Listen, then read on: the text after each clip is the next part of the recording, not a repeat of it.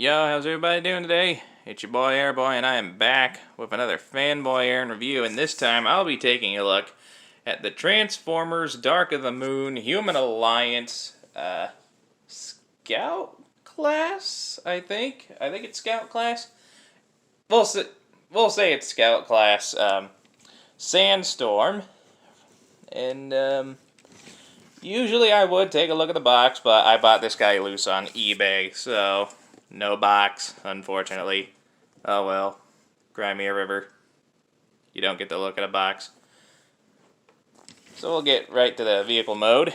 He turns into a little Jeep. I believe the original Sandstorm was a large triple changer, so people saw this thing, they were probably like, that's not the Sandstorm I know. Well, this was the first Sandstorm figure I had, and I just thought he was a neat little figure. I didn't know about G1 Sandstorm, and honestly, I kind of like, the first I don't want to say I don't like the first Sandstorm, because it's cool, but this was the first Sandstorm figure I had, so it's kind of near and dear to me. Like, it's important to me because it's the first Sandstorm I had, and it's not a bad figure by any means. It's actually a really, really good figure. I actually really like this little Jeep. You see he's got big old wheels, and you see the robot legs and hands sticking out of the back, but, you know, still, this kind of looks like an actual Jeep someone would drive in a desert. Like some kind of sports Jeep or something. And with those big old wheels, of course, he can roll quite well. All in all, I think it's a neat, cute little Jeep. And he comes with two accessories. His weapon, which is like a little pistol done in like a brownish plastic. Some nice molded detail. And it has a clip, so you can attach it to the top like this. It's like a mounted turret gun. And if you have other older figures that have clip points, you can attach it to them like that as well. So I do like that little feature. And he also comes with, since he's a Human Alliance figure, a human. I do not remember his name, and I do not care enough to look it up, because I did not buy this thing for this. Personally, I could care less about this. I'm only showing it to you because it came with this guy. Now, if you want, you can hook him up to Sandstorm. There's a little hole in his back meant for a little peg right there in the middle of the seat. Just take him and you... It helps if you open this up first. You take him, you shove him in, you plug him in there, and you can make it look like he's driving. Whee! Okay, you've served your purpose. Get the fuck out. Alright, vehicle mode comparisons. Here he is with the Dark of the Moon Skyhammer. Came out around the same time. They don't look half bad together. Again, the only reason I'm not reviewing this guy is because I lost his original weapon. But if you could care less about that, let me know, and if the first thing I see is a yes, go ahead and review it regardless. I will look at this guy. Alright, here he is with the Dark of the Moon Takara Air Raid. My personal favorite Dark of the Moon figure. And yeah, the scaling is off, but still, I think it works. They look good together. Here he is with the Last Night Deluxe Class Barricade. Yeah, I don't know if the scaling works for that or not. I think this Jeep might be too big compared to this particular model of Mustang. Of course, I don't think this Jeep is based on any particular, or Jeep or Doom Buggy, whatever you're calling it. I don't think it's based on any particular model of vehicle, so, you know, it could work. And here is Jeep with Jeep Bumblebee. My personal favorite Bumblebee figure. I love this thing. And, yeah, he's a short figure. I mean, vehicle-wise, without this frame, he is more or less the same size, maybe just a little wider. Actually, a bit wider. But yes, they don't look bad together. I think it works. This one looks like a vehicle used more for sports. This one looks more like a military-esque vehicle. Alright, now before we transform this guy, let's get into his third mode, because the majority of the Scout, I believe, Scout class Human Alliance figures have alternate third modes. They can become weapons for larger figures. Now, I do not have the instructions. The few images I saw, kind of iffy about the back of it, but I'm going to do it the best I can.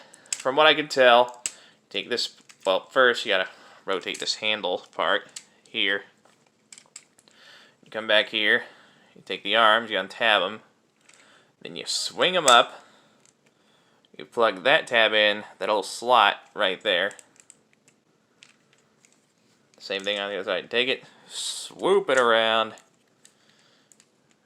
tap it in, you bring this frame down, opening up this missile rack. As for the back here, what you want to do is, I don't quite remember what you're supposed to do.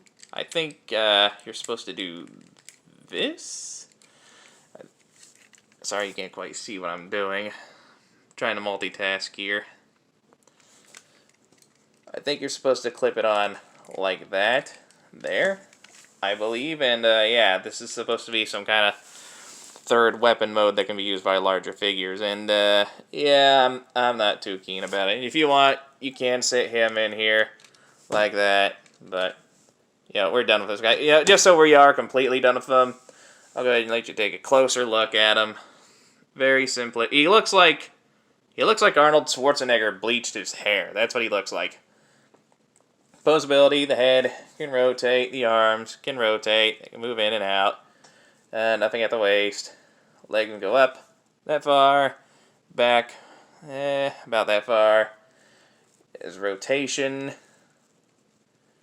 a little under 90-degree bend at the knee, and that's it. There, we're done with that guy. Let's get him out of here. Now let's get back to this guy and get him into robot mode. Just flip everything around, pull down his legs, rotate, flip the toes down, separate the feet. They clip in super securely, so you might have to force it a little. Come up here, pull the arms loose from the tabs, take these handles and flip them in. Surprisingly, I gotta raise the camera for a short figure, because he is short compared to most figures I have.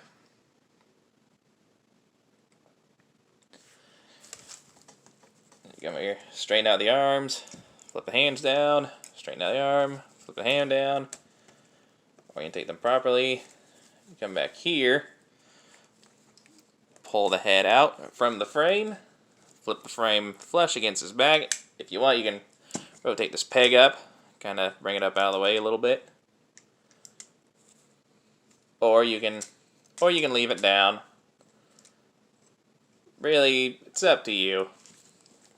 I'll just leave it down for now. Bring these two parts of the frame up. Take this little part here, flip it up, make his chest. And there we go. We have the Scout class, I think. Human Alliance Sandstorm in his robot mode. And yeah, I actually really like this thing. I love how it turned out. It's a really good looking little robot mode. Very, very nice. Now, as you see, the color scheme consists mostly of like a military green, a light military green, beige-ish green, a little bit of silver, and black.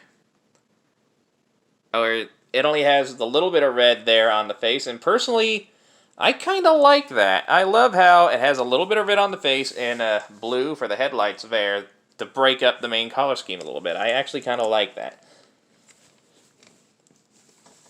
Speaking of his face, let's get a closer look at it, shall we? That lovely, lovely face. Now, whether or not this is accurate to the G1 Sandstorm, I mean, it's probably not, but I could care less because this figure, as its own thing, I really, really like that head sculpt. It's simplistic, but I really love it. It probably doesn't help. It probably helps that red is my favorite color, especially when combined with black. So that head sculpt really, really does it for me. See, despite his size, he's got plenty of nice molded detail all throughout. Enough so to compete with most Studio Series figures that come out today. Alright, and speaking of competing with Studio Series figures, his posability can do that too. His head is on a ball joint. I think it's on a ball joint. Yeah, it's on a ball joint. You can rotate all the way around. You can't really look up that far or down just due to the way the head is shaped, but you know, no biggie. The shoulders are on a ball joint, so you can do full rotation. They can go out about that far. Of course, if you move the frame out of the way, you can... actually, that doesn't really help. The wheels do. The wheels and the frame both. Just the way things are molded can't get in the way. That's about as far as it can go, but that's really all you need. The elbows are on a ball joint, so you can rotate them how you want. Nothing at the wrist, unfortunately. The waist has a swivel, which is always good. Oh yeah, waist swivel on a figure this small, that is a godsend. The hips are on a ball joint, so they can go up about that high and go all the way back. You can do the full splits. No rotation, unfortunately, but he does have a 90-degree bend. And the feet are on a ball joint, so they can move up, down, and you got some very nice ankle tilt. So despite the limitations on the upper body, the lower body more than makes up for it, and you can get some really, really good dynamic poses out of this guy. That makes me happy. Really, it does. And of course, you can't give him his gun. Just plugs into his hand like that. And that kind of works. It's like a little shotgun pistol. I don't know if this guy had any influence in the extended universe like comics or video games, but as a figure, he is really good. I do absolutely love this guy. Let's go ahead and get into the robot mode comparisons.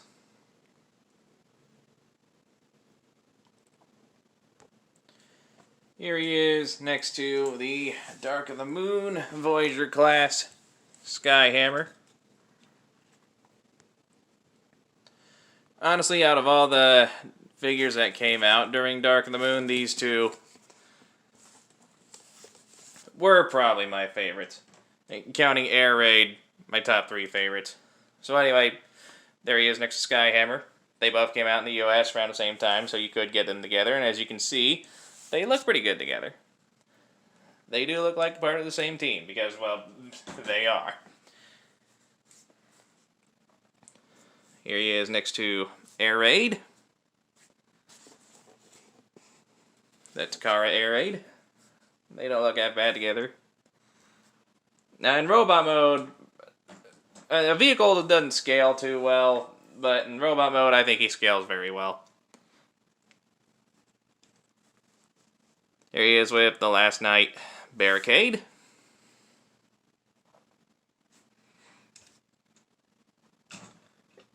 And just so you know how he compares to something a little more recent and how short he is, here he is next to the Studio Series Deluxe Class Off-Road Bumblebee. Or Jeep Bumblebee, as I like to call him. And as you can see, he's pretty much the same height as this Bumblebee. He's probably, in fact, I think he's got a little extra more girth to him than this Bumblebee. So yeah, quality-wise, detail-wise, this guy is comparable to most recent Studio Series figures, in my opinion. Let's get him out of there. So yeah, this has been the Dark of the Moon Scout class Human Alliance. Just don't you? Well, if you look it up to buy it, just say Human Alliance or Dark of the Moon. Here, anyway, this has been the Transformers Dark of the Moon Sandstorm. As he stands, he is about... I misplaced my tape measure again. Hold on, and yeah, I'm not gonna cut to it this time. You're gonna wait there while I look for my tape measure and suffer with me while I look for it. Where did I put that damn thing? Is it here? No. There it is. I found it. I found the tape measure. Alright, as he stands, he is about a little under 4.5 inches, maybe 4.25 inch. And at the time of release, I believe he was going for about somewhere between $12 and $15, I think. However, these days, you probably won't find them for much less than $20, if you're lucky. Now, is he worth that price, and do I think he's worth picking up? Well, considering he's an older figure with quality to equal that of this Studio Series Bumblebee with a similar price tag, yes, I do believe he is worth his bumped up $20 price. He is a very good figure. He looks really good. As you saw, he does fit in well with most of your movie figures. Granted, he's not accurate to G1 Sandstorm, but he serves well as his own representation of Sandstorm. He looks good. He poses good. If you care for them at all, he has a weaponizer gimmick, and he comes with a human if you find him new or complete. I don't use these, but whatever. It's something you have. So, yeah. I do recommend picking this guy up if you can find him. Now, if you enjoyed this review, hit that like button, leave a nice comment, enjoy the rest of your day.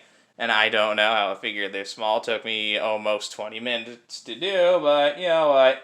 Who cares? It's done. And join me next time when I go over another character from the... Now, it's a Dark of the Moon character who actually appeared in the movie, and I'm looking forward to it because I love this thing. I'm not going to spoil it, but it's a good one. It's a good one. Until then, I'll see y'all next time. Bye-bye.